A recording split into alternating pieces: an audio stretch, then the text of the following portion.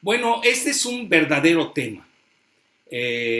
Voy a hablar sobre el fracking, que significa fracturación hidráulica, y ahora explicaré la razón de su nombre, que es un invento tejano, que obviamente ellos tienen la tecnología para precisamente usar grandes cantidades de agua, por eso se llama hidráulica, y fracturación porque usan un método para irrumpir puede darse hasta 4.000 metros debajo de la superficie terrestre, y para llegar a precisamente estas grandes reservas, que ya un geólogo de la UNAM, amigo mío, me corrigió. Yo manejaba mucho, igual que toda la prensa internacional, la palabra del shale gas, que se escribe S-H-L-E, shale gas, lo manejaba como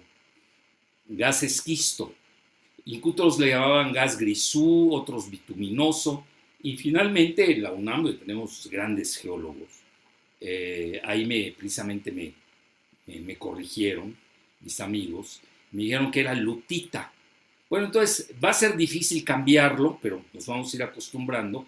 Pero cuando yo hable del gas, del shale gas, vamos a estar hablando del gas previamente conocido como esquisto, y que realmente es el gas lutita. Entonces, penetran hasta precisamente grandes profundidades, usan grandes, enormes cantidades de agua, y de ahí pues extraen el famoso shale gas, y que le dio del día a la mañana a Estados Unidos la primacía en la producción del petróleo global, que ustedes saben los dos primeros lugares los tenían Rusia y Arabia Saudita, y con la magia del fracking, pues Estados Unidos se posicionó en el primer lugar mundial. Bueno, desde que salió el asunto del fracking, yo fui quizás uno de los principales críticos a nivel mundial, lo digo con humildad y rigor.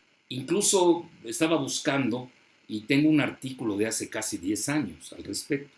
Luego tengo hasta un libro que escribía en 2005, están Las guerras globales del agua, cuyo subtítulo es La privatización y el fracking. Ahí realmente el enfoque era cómo se estaba buscando privatizar el agua con el fin de usar el fracking. ¿Por qué? Sobre todo en México.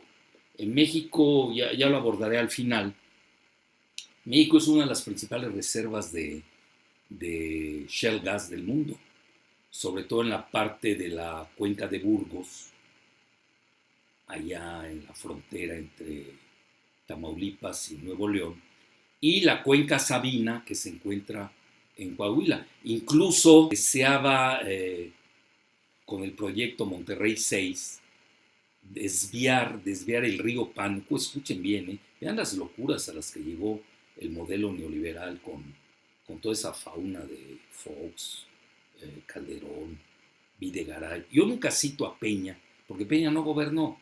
El que gobernó al país era Videgaray. Entonces, toda esa locura itamita, porque Calderón y, y Videgaray son itamitas. Bueno, Fox no es nada, porque duró 33 años para graduarse en la Ibero. Incluso su graduación, lo digo como anécdota, fue un informe de gobierno, el informe de gobierno de Guanajuato. Háganme el favor, todas las cosas que se saben en México. Entonces, pero eso no es lo nodal. Entonces, querían desviar el río Pánuco. Imagínense cómo iban a afectar a todas las regiones donde cursa este río, para llevar el agua a... Ellos decían que para Monterrey. Bueno, de qué canonjías goza quien sea para estar desviando ríos, afectar a quienes te los quitas y beneficiarte a costillas de los demás. Bueno, a ese nivel estaban, porque realmente ellos gobernaban al país, todo ese grupo. Y la realidad no era llevar el agua a Monterrey, era precisamente el proyecto, era la cuenca de Burgos, que les voy a decir algo que poca gente sabe. Curiosamente, toda esta enajenación catastral que fue realizada por los Zetas, tanto en Tamaulipas como en la parte de Nuevo León, curiosamente, ahí estaban las reservas de gas previamente llamado esquisto, que ya corregimos, hoy le llamaremos gas lutita. Bueno, eso es para que vayan viendo las repercusiones que esto va a tener en México con la quiebra que se acaba de dar de pues la que fue pionera del gas lutita, el Shell Gas en Estados Unidos, Chesapeake, cuyo fundador, muy excéntrico, Aubrey McClendon, lo expulsaron en 2000, fue defenestrado en 2013 la compañía, porque ya no estaba dando resultados. Y ahorita les voy a explicar qué hay detrás de esto. Y curiosamente en 2016 fue citado a un juicio por haber hecho licitaciones ilegales, precisamente porque también era un negocio apropiarse de los terrenos donde precisamente debajo de los cuales se encuentran las grandes reservas de gas esquisto, que Estados Unidos tiene grandes reservas, hay que reconocerlo. Yo diría que el TEMEC, el Tratado México, Estados Unidos, Canadá, los tres países tienen grandes reservas de gas lutita o shale gas. Entonces lo atrapan y en forma muy extraña al día siguiente, McClendon pues sufre un accidente, ya saben, los accidentes que dejan, que quedan en el misterio, pero que dan a entender que algo había de turbio. Bueno, vean, aquí es fundamental colocar varias piezas en este tablero del ajedrez mental que vamos a jugar hoy. Nada menos que hay una autora que yo sigo mucho desde el 2001 que se llama Bethany McLean, que es fuera de serie, es una matemática, estuvo en Goldman Sachs, conoce muy bien la financiarización en la que se hundió Estados Unidos durante mucho tiempo, y sacó un libro ya no sobre el asunto del shale gas, pero ella conoce mucho la industria gasera, en donde demostró que Enron pues era un proyecto también de mafia contable, una burbuja contable que le costó precisamente a la empresa global contable Arthur Andersen, le costó su permiso, ya no existe, ahora quedan las otras, ustedes ya saben cuáles son, de las 5 grandes que habían, una de ellas es KPMG, ya saben, Deloitte, etc. Entonces, ahí ella demuestra con Enron, incluso le valió con un documental ser nominada al Oscar. Fue prodigioso ese documental. Y también su libro sobre Enron, la famosa gasera tejana, en la que cuando le avisan al presidente Baby Bush que había quebrado, lo recuerdo perfecto, era un sábado por la tarde, se cayó de su silla estando viendo televisión, que luego dijeron que porque estaba comiendo galletas. Bueno, ya saben, nunca saben qué inventar. Igual una vez aquí a Calderón, igual lo agarraron, ya saben en qué asuntos, pero eso no es lo relevante. A lo que voy es la conectividad, la conexión que tenía la familia Bush, que ya se volvieron tejanos, aunque ellos no vienen de ahí, con esta empresa gasera Enron, que llegó a ser una de las principales del mundo y que luego se demostró que habían hecho fraudes contables y de ahí pues quebró la empresa. Aquí lo interesante es que quiebra la empresa, quiebran los accionistas, pero no los dueños. Eso también es fundamental decirlo, porque ellos lo saben mucho antes. Entonces, ya este asunto de que Chesapeake, que es la pionera del fracking, haya presentado su quiebra bajo el capítulo 11 que se maneja mucho en Estados Unidos, en el distrito sur de Houston, pues esto ya habla de que realmente esta industria del fracking está totalmente muerta en Estados Unidos. Pero esto no viene de ahora. Vean, la misma Bethany McLean comenta que el accidente extraño de Aubrey McClendon marca ya la muerte del fracking. Y vean, muchos lo venimos diciendo, realmente, bueno, ¿qué hay detrás? Se los digo rápidamente. ¿Cómo puede ser que Wall Street, la megabanca de Wall Street, sobre todo estamos hablando de los grandes bancos, ustedes saben que el 50% de todas las acciones de Wall Street la tienen 4 entidades que yo les llamo, ya no son megabancos es JP Morgan, es Goldman Sachs, etc. No, estamos ahora de gigabancos. Tienen el 50% de las acciones de todo Wall Street. ¿Alguien lo puede creer? Es un verdadero oligopolio. ¿Y quiénes están ahí? Bueno, está Fidelity, está Vanguard, está BlackRock, obviamente, que yo consideraría que más que el cuarto poder, como la quieren poner a nivel en Estados Unidos, yo creo que es el primer poder, porque controla al poder ejecutivo, al poder legislativo y al poder judicial. Todos están muy bien lubricados por BlackRock. Bueno, y también está State Street. Son los 4. Usted se puede meter a las principales empresas de Estados Unidos y siempre se van a topar con estas 4. Bueno, aquí, ¿qué sucedió? Que los caritativos gigabancos de Wall Street, pues le prestaban dinero a ciegas a todas las empresas que se dedicaron al fracking, sobre todo en la región de Oklahoma y de Texas. Bueno, esta de Chesapeake, su capital, su sede, su matriz, está en Oklahoma City. Y que hay mucha conexión entre Oklahoma y Texas por el factor del shale gas. Y les prestaban abundantes cantidades de dinero, pero resulta que no dejaban dinero, no ganaban. Es decir, ¿cómo puede ser que les perdonen sus adeudos y estos no dejaban ningún quinto? Al revés, perdían. Entonces ahí es donde ya nos empezó a llamar la atención a muchos. Lo digo con mucha humildad. Yo fui de los primeros yo creo que hay otro, Engdahl, el famoso Engdahl, Engdahl, Engdahl, también un portal en Bruselas que se llama The Defense, obviamente Bethany McLean y un servidor.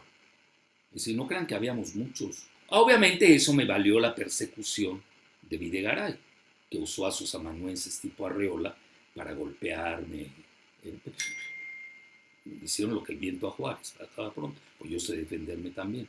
Y además, si uno no debe nada, pues, ¿qué te pueden hacer? Claro, molestaba yo a los que tenían el proyecto, que iba a ser multimillonario, de la cuenca de Burgos. Imagínense, iban a desviar ríos. Incluso yo me acuerdo una ocasión, los ingenieros de Villahermosa estaban asustados que les iban a desviar el Usumacinta y el Grijalva para llevar los ríos a desviarlos con acueductos para la cuenca de Burgos, para beneficiar precisamente este proyecto privatizador que estaba tanto, yo diría, en el traslape de Tamaulipas con Nuevo León. Y dejo de lado lo de Coahuila porque ese era un proyecto ulterior. Entonces, ya sabíamos que no resistía esta burbuja financiera. Es decir, era la financiarización excesiva y abusiva que permitía, ¿quién? La Reserva Federal. Porque la Reserva Federal les daba mucho dinero a los bancos. Bueno, aquí cabe un paréntesis. La Reserva Federal de Estados Unidos no es como el Banco de México, el Banco Central. No, ahí es un conglomerado de las bancas privadas, de los bancos privados de Wall Street, que manejan políticas monetaristas, fiscales, como si fuera un banco central. Pero no es un banco central ortodoxo.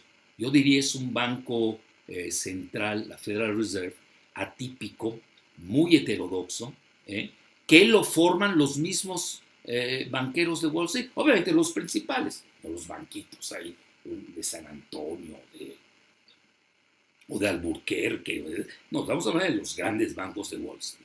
Entonces, ya llegó un momento que ya no podían sostener esta burbuja, que incluso podía dañar al mismo Wall Street cuando estamos a 4 meses de la elección presidencial en Estados Unidos, y lo que menos le conviene ahorita a Trump, a pesar que esté en la lona, es una caída bursátil, porque ahí sí sería segura su derrota, que ahorita falta mucho por él.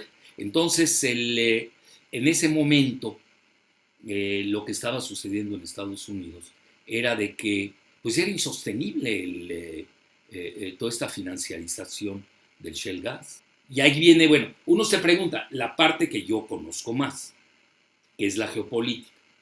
Yo siempre avancé la teoría de que detrás del fracking, porque uno se decía, bueno, ¿cómo puede ser si uno ve las dos curvas?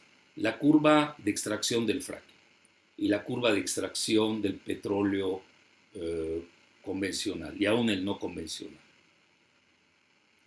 Tiene una duración de 20 años su extracción. El del fracking tiene de 5 años. Bueno, ahí ya nos estamos dando cuenta que esta burbuja iba a ser pasajera. Por eso esas previsiones que hicimos algunos en el mundo, pues al final del día tuvimos la razón. Yo siempre dije que era crónica de una muerte anunciada la caída del fracking.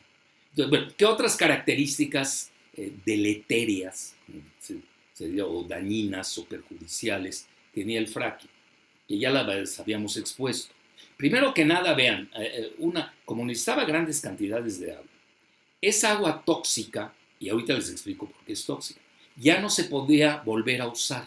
Y ahí viene la parte interesante, que eso lo maneja muy bien Bethany McLean. Por cada barril del petróleo extraído, habían enfrente 4 barriles de agua tóxica que ya no podían ser utilizadas.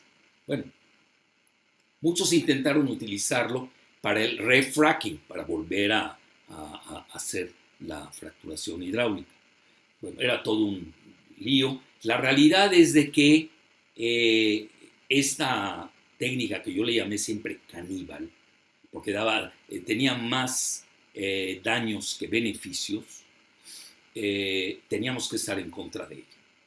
También tenía otras características perjudiciales, no solamente que era la contaminación ambiental, le hace sobre todo la toxicidad del agua, que ya no sabían ni qué hacer con ella. Bueno, ese era otro negocio, es decir, cómo quitar el agua, ponerla en otra parte. Imagínense, nada más quitar esa agua tóxica, realmacenarla o redirigirla a donde sea, costaba $6 el barril. Entonces uno dice, bueno, ¿y esto aquí qué hay de...? Todo era raro, ¿eh? Si uno hace así, que a mí no me gustan los análisis costo-beneficio, y eso que yo tengo un MBA, no me gustan porque son muy reduccionistas y se olvidan del whole picture.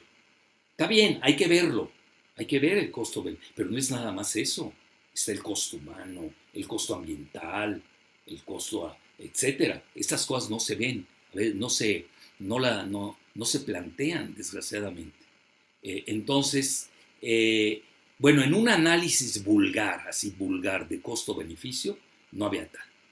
Era mayor el costo que el beneficio y seguían, bueno, ¿qué razón existía detrás? ¿Por qué la Federal Reserve seguía inyectando a los gigabancos para que estos a su vez le lubricaran a todas las empresas del fracking, sobre todo de Texas y de Oklahoma, y que no generaban dividendos, al revés, estaban perdiendo? Ya yo lo recuerdo, desde 2010 podemos hacer el recuento de 109 empresas que ya habían quebrado.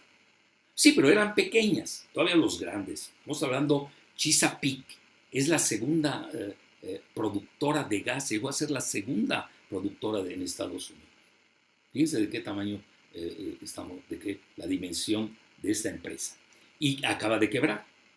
Bueno, ¿qué hay detrás de todo esto? Bueno, Bethany McLean, a su juicio, es de que Estados Unidos quería romper la dependencia de Europa con el gas ruso. Bueno, ustedes se van más atrás. Todo lo que hubo detrás de Ucrania era precisamente para irrumpir el gas ruso que pasaba por Ucrania para llegar hasta Alemania. Entonces, hábilmente los rusos y los alemanes llegaron a un acuerdo de pasar el gasoducto o los dos, porque hay uno se llama el Nord Stream 1 y el Nord Stream 2, pasar por el Báltico, pues llegar directo a los puertos alemanes. Entonces se brincaban a Ucrania, que al final del día pues se suicidó, esa es la realidad.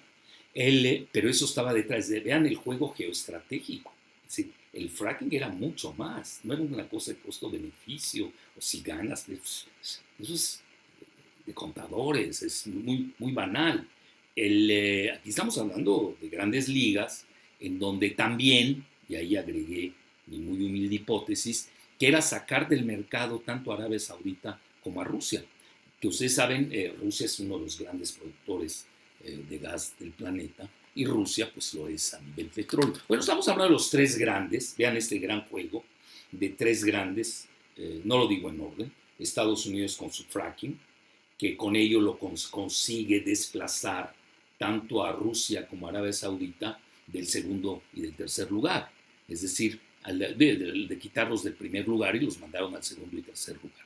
Esa era la cuestión geopolítica que estuvo detrás. ¿Y ahora qué resulta? Bueno, hay otras consideraciones que tengo que decir, y ya para ver, ya para finalizar, que sigue. Además de que creaba una gran intoxicación ambiental. Bueno, en Estados Unidos me envían el Congreso un estudio de cuáles son las sustancias que está usando el frac. Y yo lo publiqué en esa ocasión en la jornada, y donde ahí colaboro 2 veces a la semana. Y precisamente venían más de 100 sustancias. Ahí más o menos las enumeré, ahorita no me las sé de memoria, pero sí les puedo decir que gran parte de ellas eran cancerígenas. Bueno, ¿ustedes creen que le importó a alguien en Estados Unidos? A ellos les importaba el negocio o su national security, que es una obsesión que usan a cada rato. Y ahí lo que se trataba, y detrás estaba pues, realmente la guerra petrolera contra Rusia, e incluso Arabia Saudita, que es su aliado desde Roosevelt y el rey Ben Saud. Bueno, para acabar esta parte, y hay otra parte de la que no se manejaba mucho, pero que curiosamente empezó a haber una coincidencia, y fue publicada por revistas científicas de primer nivel en Estados Unidos, como Scientific American, que es más vulgarizadora, también la hizo la de la Avance para las Ciencias, etcétera, donde se planteaba que había una correlación entre la extracción del fracking y los sismos, que empezaron a darse en varios lugares en Estados Unidos, en esta región, sobre todo en la región de la cuenca pérmica. Parece ser que también hasta afectaba a la frontera con México, sobre todo en la región de Nuevo León, etcétera. Y bueno, esto tampoco lo tomaron en cuenta. Pues imagínense, por eso yo al final del día siempre le llamé al fracking el caníbal fracking. Entonces, pero había que tomar en cuenta que Estados Unidos traía otra jugada geoestratégica. Y ya, casi para concluir, les comento que la quiebra, si quiebra una empresa del tamaño de Chesapeake, que realmente ya la veíamos venir desde hace mucho, pues imagínense a las demás, pues prácticamente todas están en la ruina. Ya vienen estos juegos contables, financieristas de siempre, ¿no? Que les dicen que si el barril llega a $50, si es viable el proyecto del fracking, que si no. Vean, en esto hay que ver las cuentas que tienen, qué adeudos tienen, porque han financiarizado tanto sus adeudos que yo creo ni con $70 el barril se salva. Vean, la empresa esta Deloitte, que acaba de hacer un estudio interesante que le llama la gran compresión, the Great Compression. Ahí analiza 4 factores que están pesando para la caída abrupta de toda la industria de la fracturación hidráulica o fracking. A aquellos que les interese, pues los buscan. Precisamente maneja que van a tener una quiebra de $300,000 millones. Curiosamente, Bethany McLean había proyectado 200 mil millones de dólares. Yo no tengo el acceso que tiene Bethany, por razones obvias. Pero acuérdense que también dime a quién sigues, dime a quién lees y te diré quién eres.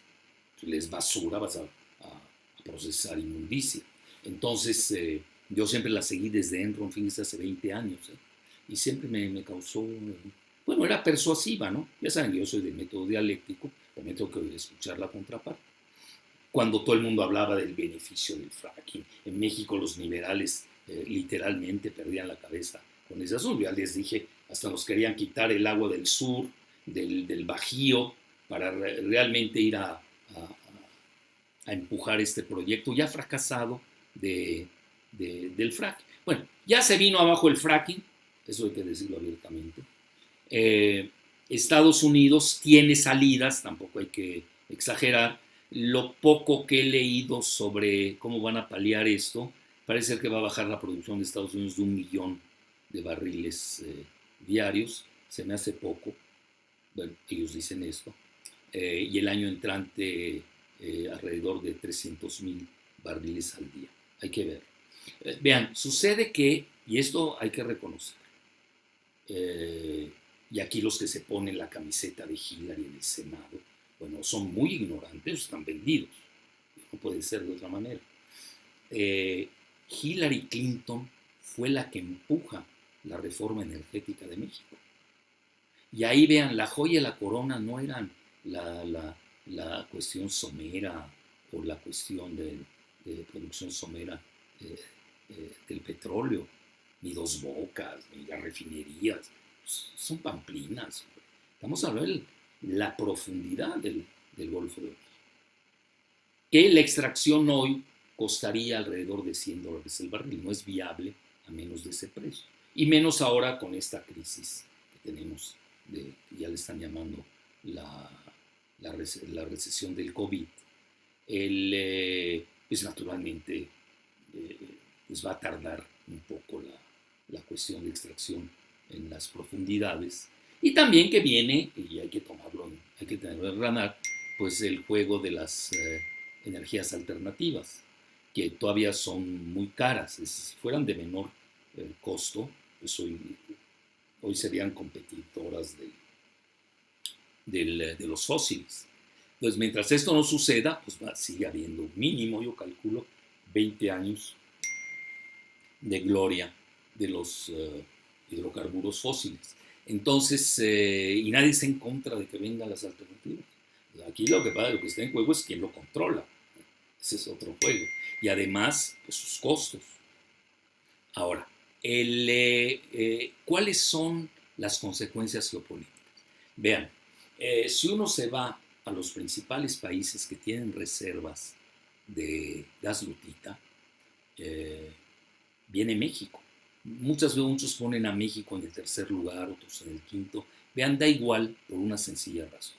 Porque México, literalmente, lo empinaron a la reforma energética de Norteamérica, que no es el concepto Norteamérica, es un concepto de integración energética que fue empujado por el ITAM en México. Y no estoy hablando ni bien ni mal, así es.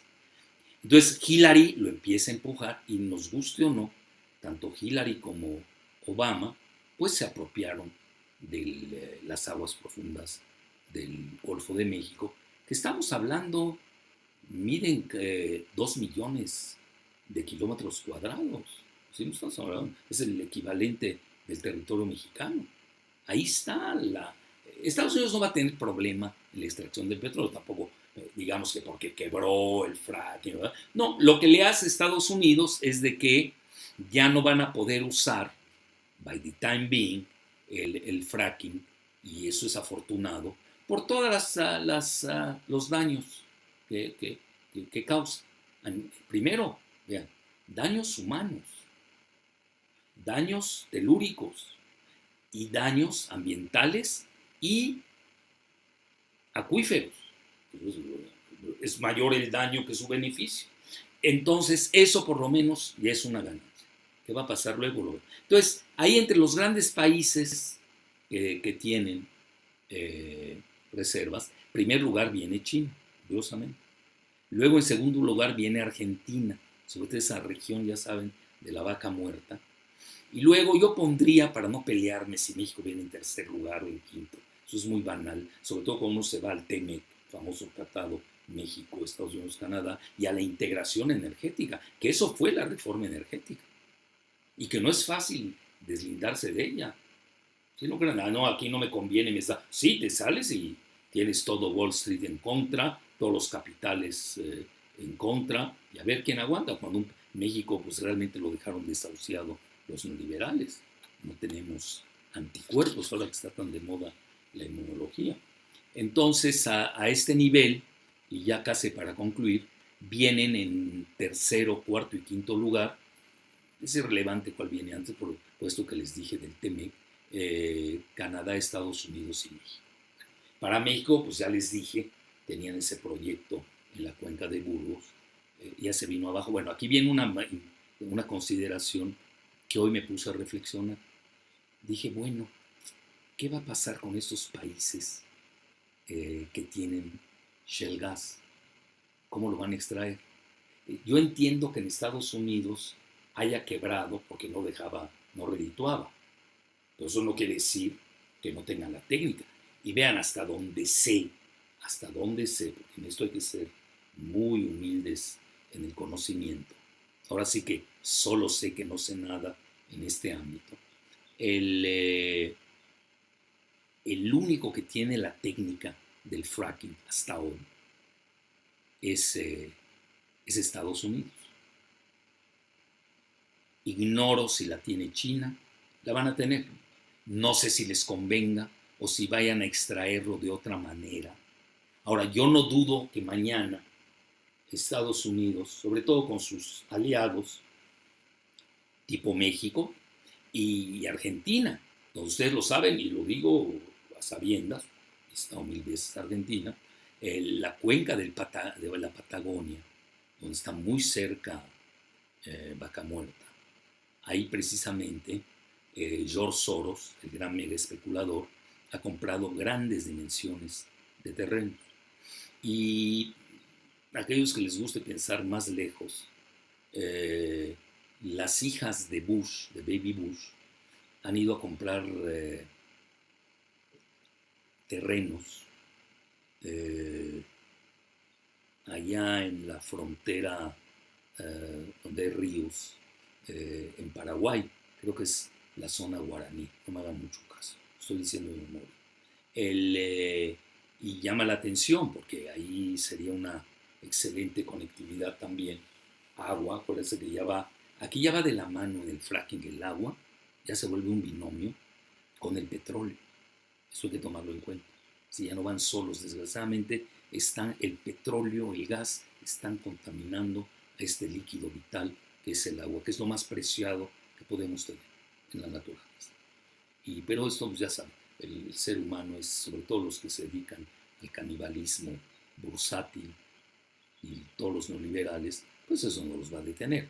Ellos van a lo que van a sus ganancias, pero ya vieron aquí en Estados Unidos que tenían ganancias. Lo que pasa es que era un proyecto de mayor envergadura, que era un proyecto geoestratégico contra Rusia, someter a Alemania, sobre todo, a Europa, y iba también con la tácita anuencia, no sabemos hasta dónde, de Arabia Saudita. Bueno, entonces, dicho esto, esa reflexión que hice, bueno, ellos pueden usar mañana esta técnica del fracking, por eso tenemos que estar alertas en Latinoamérica, en las zonas de la cuenca de Burgos, la cuenca Sabina en Coahuila, o en Vaca Muerta en Argentina. ¿Quién se los va a impedir? Imagínate, la pueden traer y hacer de nuevo otra burbuja ya exprofeso para Latinoamérica. Bueno, esa es una hipótesis, ¿sí? Yo no estoy diciendo que vaya a suceder. Entonces, fíjense que eso me hizo reflexionar. ¿No será que caída por cuestiones financieras, no por la técnica en sí, caída el fracking en Texas y Oklahoma, no estarán pensando exportar esa técnica al noreste de México, que no tiene agua, ojo, es otro lío. Una de las debilidades que tiene el proyecto de del gas Lotita en el noreste de México es de que carecen de agua. De ahí ese proyecto del Monterrey 6, del río Pánuco, el río Sumacinta, el río Grijalva, querían quitárselo a otras regiones para ese proyecto en específico. Y también en Argentina. No sé, ahí habría que ver. Es decir, estamos hablando de un tema, yo nada más les di la visión macro, conozco un poco lo de México, curiosamente sé más la parte de Estados Unidos, porque se publica más de eso allá. Entonces, con lo que quiero ya concluir es de que el fracking por lo pronto ya tiene consecuencias geopolíticas muy poderosas, y concluiría con esta frase. Yo diría que por lo menos en los próximos 5 años o 10, Rusia puede dormir en paz. Rusia es la principal productora de gas del planeta. Bueno, pues hasta la próxima.